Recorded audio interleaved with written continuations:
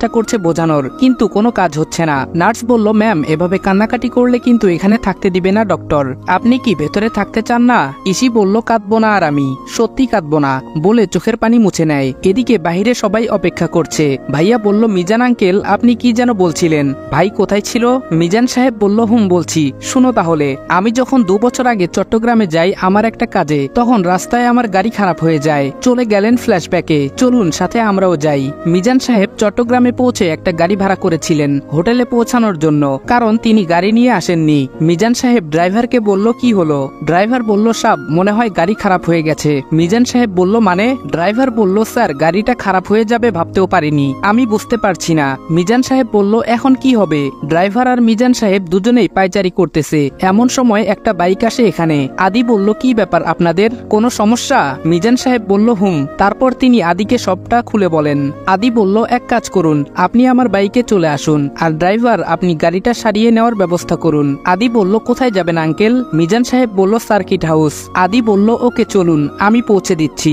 দুজনেই চলতে থাকে। রাস্তার মাঝখানে অনেক কথা হয় দুজনের মধ্যে। আদি বলল, এই তো আঙ্কেল চলে এসেছি। মিজান সাহেব বলল, তোমাকে অসংখ্য ধন্যবাদ বাবা, এই যা। আদি বলল, কি হলো আঙ্কেল? মিজান সাহেব বলল, দেখেছো তোমার সাথে এতটা রাস্তা এলাম, কত কথা বললাম, অথচ নামটা জানা হলো না।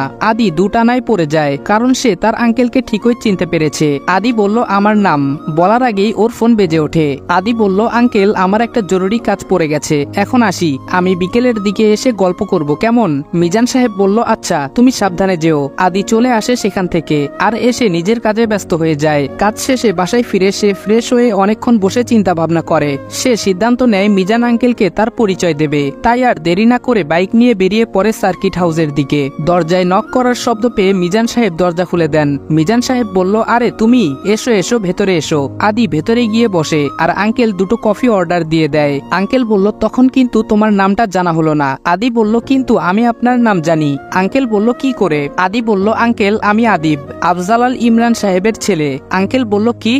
আদি বলল, আমি আদিব আল ইহসান। আঙ্কেল বলল, তুমি এখানে কিভাবে? আদি বলল, কেন আঙ্কেল আপনি কিছু জানেন না? আঙ্কেল বলল, না তো, আমি তো বিদেশে ছিলাম এত বছর, এই তো কিছুদিন আগে ফিরলাম। তখন আদির মনে পড়ে ছোটবেলার কথা। আদি বাড়িতে থাকতেই উনি সপরিবারে বিদেশে চলে গেছেন। আঙ্কেল বলল, কি হয়েছে, তুমি এখানে কেন? তোমার পরিবার তো ঢাকাতে, তুমি কি এখানে কোনো কাজ করো নাকি তোমার বাবার ব্যবসা এখন চট্টগ্রামেও প্রসারিত করা হয়েছে? আদি বলল, আমার কোনো পরিবার নেই আঙ্কেল। আঙ্কেল বলল, হোয়াট? আদি বলল, তারপর খুলে বলে সে সব ঘটনা। সবকিছু শোনার পর আঙ্কেল বলল, আফজাল এমনটা কি করে করলো? আদি নিশ্চুপ। আঙ্কেল বলল, আমি ভাবতে পারছি না, হাউ দ্যাট ইজ পসিবল? আদি বলল, আঙ্কেল প্লিজ আপনি কাউকে আমার কথা বলবেন না। আঙ্কেল বলল, কেন? আদি বলল, আমি চাই না, একাই থাকতে চাই। আঙ্কেল বলল, আচ্ছা ঠিক আছে, সে দেখা যাবে, এখন বলো তুমি কি করো? আদি বলল, আঙ্কেল আপনাকে পরিচয় দিয়ে দিয়েছি, আর বাকিটা বলতে এখন আর দ্বিধা নেই, আমি আর্মি অফিসার। আঙ্কেল অবাক হয়ে বলল, সত্যি? আদিব বলল, বলে পকেট থেকে ওর কার্ডটা বের করে দেখায়। আঙ্কেল বলল, আচ্ছা আদিব, আমার আরেকটা প্রশ্ন। আদি বলল, জি আঙ্কেল বলুন। আঙ্কেল বলল, তুমি তো বাড়ি থেকে সেই ছোটবেলা রাগ করে বেরিয়েছিলে। আদি বলল, আঙ্কেল বলল, তাহলে তুমি এত বড় একজন আর্মি অফিসার হলে কি করে? এটাই আমার জানতে ইচ্ছে করছে। আদি বলল, বলছি আঙ্কেল, চলুন আরেকটা ফ্ল্যাশব্যাকে যাই। দিনটা আজ থেকে 16 বছর আগে, যখন আদি বাসা থেকে বেরিয়ে গেছিল।